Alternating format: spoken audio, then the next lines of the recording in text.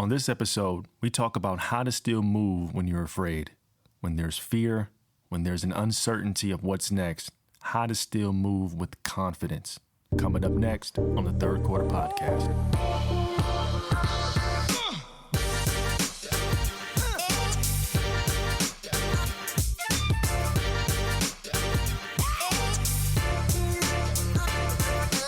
Welcome to the Third Quarter Podcast. I am your host, Ace, and you know I'm blessed by the best, and so are you. Welcome to the number one podcast in the world in the health and wellness, mental wellness space of all spaces. I know the stats don't show it yet, but that's exactly where we're headed. And if you are listening to this right now and you want to grow, you want to elevate, you want to become more, you want to do what you feel you're called to do, then make sure you follow this podcast, man, because that's who we're making this for. We're making this for you. And not only do you get notified when a new episode drops, you are also going to help Spotify and Apple show this podcast to people that don't know who we are, but we have exactly what they need. So thank you so much for following, liking, subscribing to the podcast, man. It helps us out a lot. Today is going to be a game changer, man. I'm telling you right now, if you want to really be bought it, this is the episode. This is the episode where we shatter limiting beliefs. This is the episode where we stop playing games. This is the episode where we really take our power back and start heading towards our destiny. This is the episode. Today, we're talking about fear. We're talking about being afraid, but still walking in confidence. And I can tell you numerous stories in my life when I was walking with a lot of fear. There was uncertainty. There was the fear of the unknown and, being somebody that is doing something or wanting to do something that no one in the family has done. So you don't really have a reference point. Maybe you can, empathize with that. Maybe you're going through that right now, or you've gone through that at some point. But it can be a very scary place. The unknown can be very scary because you don't know. It's unknown, right? And before we even break this episode down, I just want to say this. It's okay to be afraid. It's okay to have fear. It's okay. That doesn't mean that you're lacking in faith necessarily. It doesn't mean that you're not enough. It doesn't mean you're weak. It doesn't mean that what you're wanting to pursue is not for you. It just means you're a human being. It doesn't mean anything other than that. If you're afraid of starting something new, whether it's a new job or a career, relationship, creating content, making a podcast, doing something that's out of your realm of normality, there's going to be an initial feeling of fear because you don't have any evidence that you can do this because you've never done it. Because if you think about it, we're not afraid to do the things that we know that we can do. Like, are you afraid of tying your shoe? Are you afraid of brushing your teeth? Are you afraid of getting in your car and driving? Now, you may be worried about other drivers, but you don't have a fear of driving your car because you're certain that you can do that. But when you first started taking driver's lessons, you might have been afraid. When you first went to basketball practice and you never played basketball and you didn't know who these kids were and you didn't know how to dribble, you didn't know how to shoot, maybe you were afraid because you thought you'd be embarrassed or, you didn't want to be seen as someone that wasn't good. There are moments in our lives when we were a beginner. The prerequisite of that is being afraid because it's new. And growing up a believer, a Christian, there was always this notion that if you have fear or you're afraid, that means you don't have enough faith. And I subscribed to that for a long period of time, like too long. But, I don't believe that the opposite of faith is fear. I don't believe that because there are stories in the Bible, when people were afraid, but they still did it anyway. So that let me know that it's okay to be afraid. You just don't want fear to permanently keep you still, paralyzed. The opposite of faith is not fear. The opposite of faith is doubt. Because when you doubt that you can do something, now you're confused. Now you're hesitating. Because remember, the enemy is the author of confusion. And his job is to make you so wrapped up in your own thinking that you sabotage your own self. Because he doesn't have any power. He can't just stop you from doing something, but he can get you to play a negative loop in your mind where you stop yourself.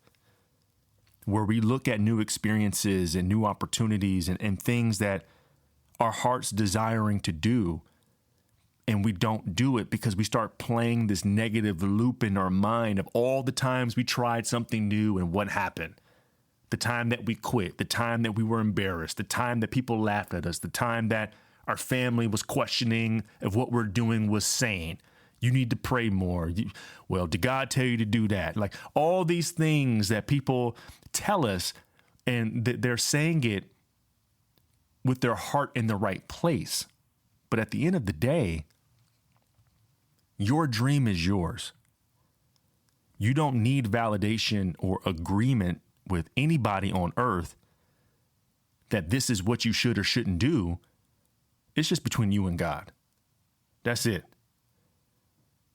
And so when you're afraid to do something, the natural instinct is to stop. Because remember, your mind and your body is designed for safety. Your brain wants you to feel safe. So when you're walking up to the line of discomfort and change, your brain is like, hold up, wait a minute. What we doing? This is not what we do. We don't cross this line, right? So once you start to cross the line, then your brain goes into overdrive and starts throwing. Remember what happened when you were 5? Remember when it happened when you were 10? Remember what happened last week? Remember what your ex said? Remember what your professor said? And it starts throwing these flashes of times when you tried something or when you stepped out on faith, when you stepped out of your comfort zone and it was met with rejection. It was met with no. It was met with pain because it wants you to stay behind that line. But I'm here to remind you and encourage you that your best life, your best self, your best relationship, your best everything is on the other side of that line. So the question becomes, are you willing to feel how you feel, which you're okay to feel that way, but still walk over that line? One of the reasons why I believe it's hard for us to move when we're afraid is because we look at wins and losses the completely wrong way. I'll give you an example. Recently, I was talking to my nephew. He's a junior in high school, basketball player, very good. And they just won districts and they lost in the regionals. And, you know, I try my best to be a fan. Like I try my best to just be there and just support him and root for him and cheer for him and not be a coach. He already has one of those. Like he has a dad, you know, and I just want to be a fan. I want to show up for him. And occasionally we'll talk about, you know, what we can do to get better and like things like that. But I kind of look at it like if he asks me, then I'll tell him. But I'm not going to insert myself in telling him if he's not ready to receive that or wanting to receive that, right? Because I don't want him to be like, yo, stop coming to my game. You know what I'm saying? So, you know, after one of his games, we were talking and it kind of organically went that way. He had a good game, but he didn't shoot the ball well, right? And, you know, I just asked him, I said, listen, you know, when you shoot the ball and you make it, do you consider that a win or success? And he was like, yeah. And I said, okay, well, what about when you miss? Do you look at that as coming up short or failing? He was like, yeah. I said, okay. What if you were to look at it as if making and missing were both equal? They were the same. And he was like, why would I look at it that way? I said, well, think about it. Every time the ball leaves your hand, there's a 50% chance that it's going in. It's either going to go in or it's not. There is no other option. It's either a make or a miss. There's no almost make. There's no almost miss. It's either a make or miss. The problem is when you look at the time the ball goes in as a win and the time the ball doesn't go in as a loss, down the road, you're going to hurt your confidence. And here's why. If Steph Curry is the best shooter of all time, which he is by far, we all know that. If you look at his numbers, he shoots 50% from the field. That means anything that's not a three. And he shoots 40% from the three. Great numbers. But analytically, if you're looking at it, that means if he shoots the ball 20 times from the two, that means he's succeeding 10 and he's failing 10. So it's a push. And if he's shooting 10 threes, that means he's succeeding 4 times and he's failing 6 times. So he's failing more than he's succeeding. So if you look at it from that lens, that's just pure discouragement. Because if you're looking at every single time that you do something right, it's a success, and every time you come up short, it's a failure, and you're playing a game where you're going to be failing, missing shots more than you make it, well, how can you ever have confidence to get better? How can you ever have the confidence to keep on shooting if you're not making as much as you're missing? So when I coach the kids, like the 3rd and 4th graders, we never talk about making shots or missing. I want to encourage them to shoot as much as possible. I want them to get so confident that whenever they're open, their job is just to shoot. The job is not to make it. The job is not to miss. The job is just to shoot. Now, why is that important, and why does that apply to you? It applies to you because your job is just to shoot. Your job is just to step up to the plate and swing the bat. Whether you make contact or not is not your decision. It's not your priority. It's not your focus. Your job is just to step up to the plate. Now, you might be saying, well, Ace, man, I want to hit a home run. Ace, I want to get on base. Ace, I want to score a basket. I want to get buckets. Ace, I want to get these buckets, cuh. I hear you. But here's the thing. The only way that you can score consistently is you have to have the confidence that you can score consistently. And the only way you get confidence is you have to continue to shoot whether you make it or miss it. Because the only way we can get better, because here's the thing, you cannot control the ball going in, but you can influence the ball going in. And the way that you influence the ball going in is you have to know what works and what doesn't. And we have to spend more time doing what works and spend less time doing what doesn't. And with repetition, you're going to influence the ball to go in more than not. But that happens as you progress, as you mature in what you're doing. But when you're starting off, you have to prioritize being comfortable shooting first. And so when there's a fear or there's you're scared of doing something new, a lot of the times it's because you're thinking that you're supposed to be good now. I got to make it. I'm creating a podcast, Ace. This has to get millions of downloads and followers. Ace, my video didn't go viral yet. It's like, bro, what are you talking about? Like, you think Beyonce came out already with a platinum album? You think she came out the womb hitting every single note and every single dance number? Now, she had natural talent and ability, but she didn't come out hitting every single note perfectly, hitting every single dance number perfectly, writing a song perfectly. She missed more steps than she hit. She missed more notes than she hit. She wrote more bad songs than she wrote good songs, or songs that didn't make the album than songs that did. You got to realize, if there's 16 songs in the album, there's probably 50 that got written. There's more songs in the trash than that made the album.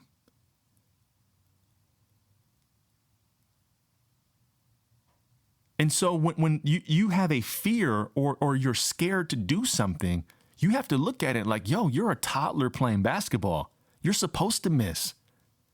Have you ever been to a little kid's basketball game? No one makes anything. Like, miss free throws. You miss layups. You miss threes. You miss your assignment. You shoot on the wrong basket. Like, the point is that they're having fun and they're getting comfortable and confident with taking shots. The makes will come as you continue to shoot, but you got to shoot first. And right now, you listening to this, you could be somebody that is like, you're at that line and your brain is like, oh, red alert, danger, Will Robinson, danger, Will Robinson, danger.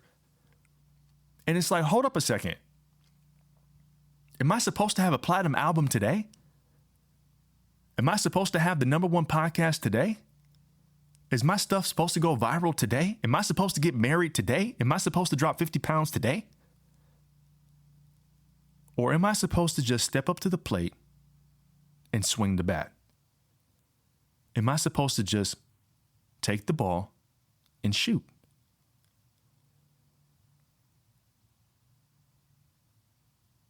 The more that you get comfortable with crossing that line without the expectation of making shots, the more down the road, you're going to be making more shots than you miss. But when you cross that line of stepping into the unknown with the expectation that you're supposed to make everything, that's when you're going to start to miss a lot.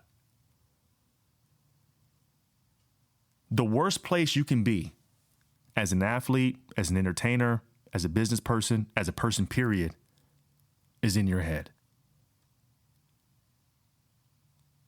Remember, fear is not the opposite of faith. Doubt is. And doubting means you're in your head contemplating and thinking, can you actually do this? Is this for you? What happens if you mess up? Who's going to laugh at you? What is your parents going to say? What's your spouse going to say? What's your friends going to say?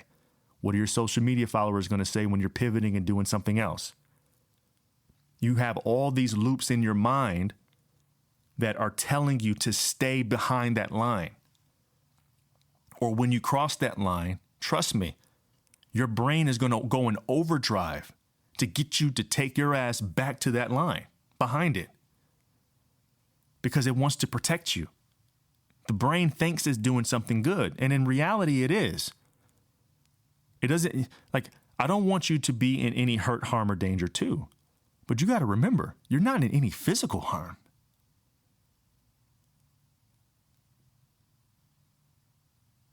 But your brain doesn't know the difference. It just knows how you feel. And it's feeling the nervousness, it's feeling the anxiety. It's like, oh, nope, get behind that line. Get behind that line. And I'm telling you, your dream life, career, relationship, everything is on the other side of that line.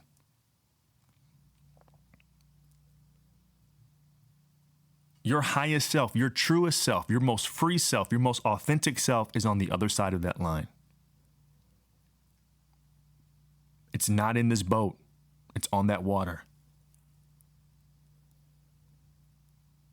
It's on that water, man. When Jesus told Peter to get off the boat and to walk on water,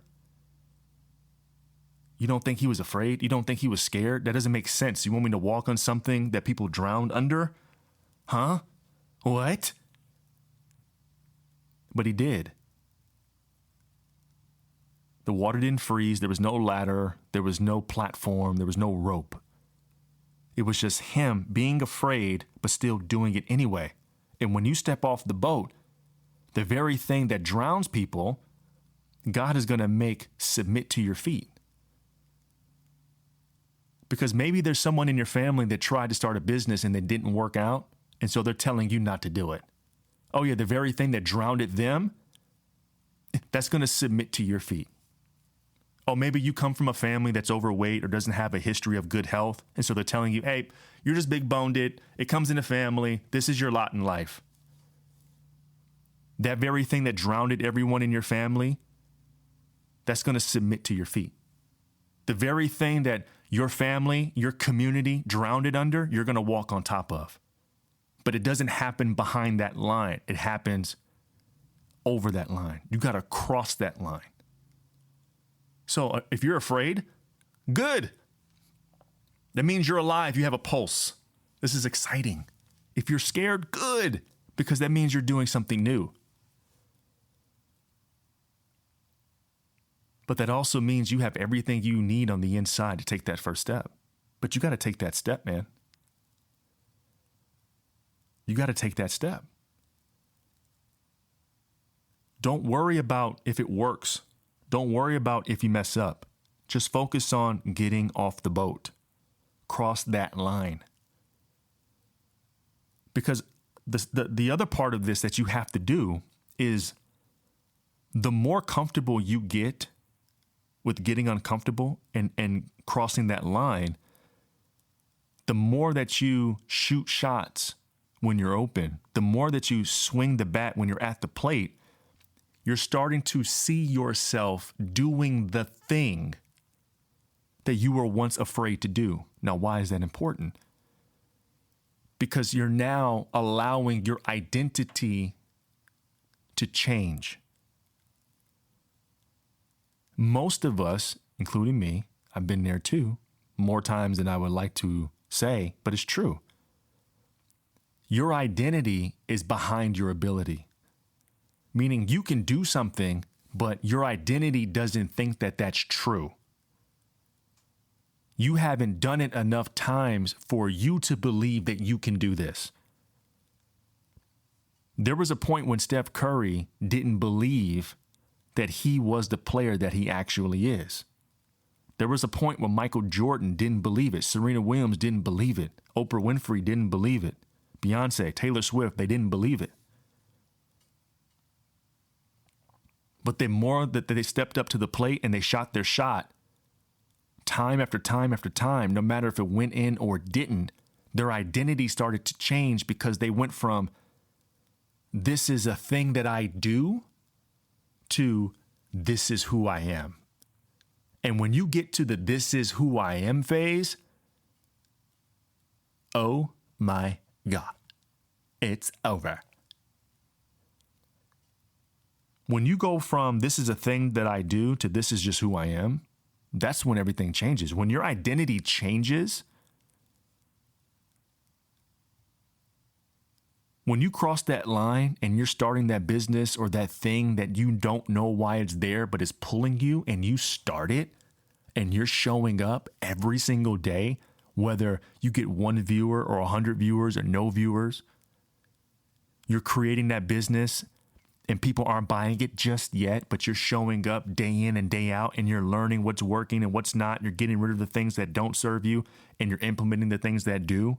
Oh, when you do that enough, when you give yourself enough repetition, when you're in the gym and you're lifting weights day in and day out, oh yeah, your muscle is going to grow. You're going to get stronger. Your body is going to transform to this is something that we did once to this is just who we are now. We're just in shape now. You go from, shooting inconsistently to making more than you miss, and then you go from this is just who I am. I get buckets, bruh. I get buckets. Yeah, I make platinum albums, dude. This is just what we do. This is how I am. This is who I am. But the only way your identity can change is it has to see you do the thing more often than not, every single day, whether you don't feel like it, whether you're seeing the fruits of it or not. When you see yourself do it every single day, your identity is going to start to be in alignment with your ability, and that's when you become dangerous. You see, the enemy wants you to stop because he knows that once you understand just how powerful you truly are, dude, he's done.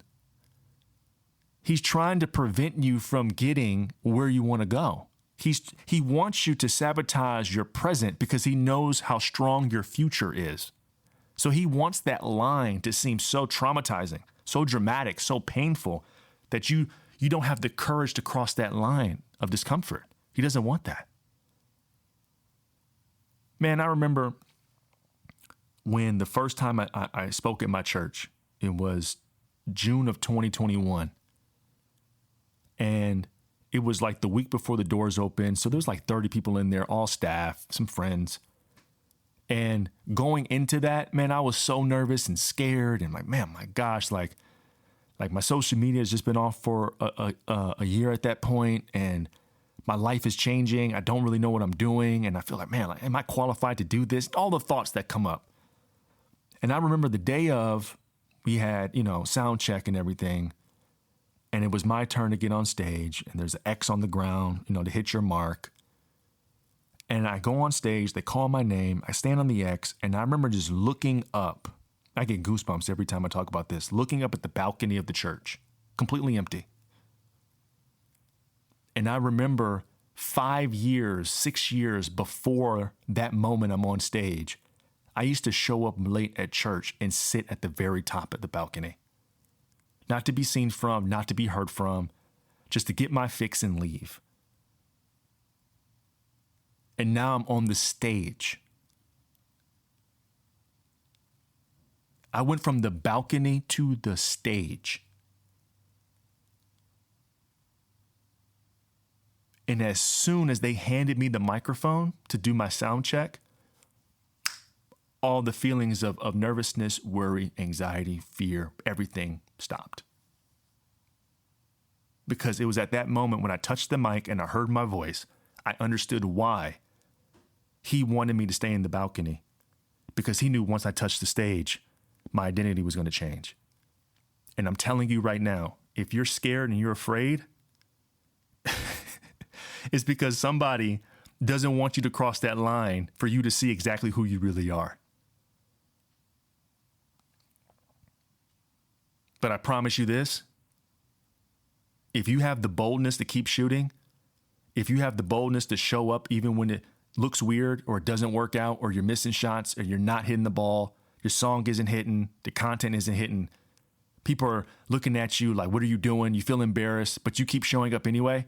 Oh, you're going to go from the balcony to the stage in no time, whatever your stage is. It's happening. I promise you. I want to give you a few things to do in the meantime that'll help you cross that line.